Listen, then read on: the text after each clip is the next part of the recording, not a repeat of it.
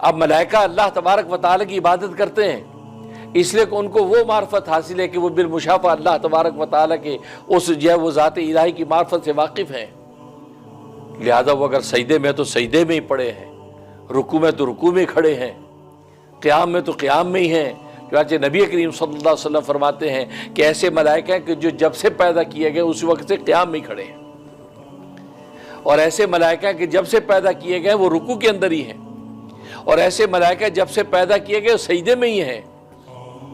آخر کیا وجہ؟ یہ معرفت۔ چنانچہ ایک روایت میں آتا ہے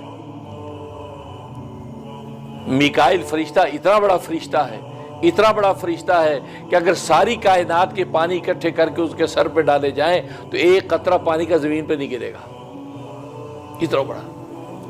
لیکن جب اللہ تبارک و تعالیٰ کے سامنے حاضر ہوتا ہے تو اللہ تبارک و تعالیٰ کی ہیبت اور خوف سے اور اس کی کبریائی کی طاقت سے پگھلتا پگھلتا پگھلتا مکھی کے سر کے برابر ہو جاتا ہے۔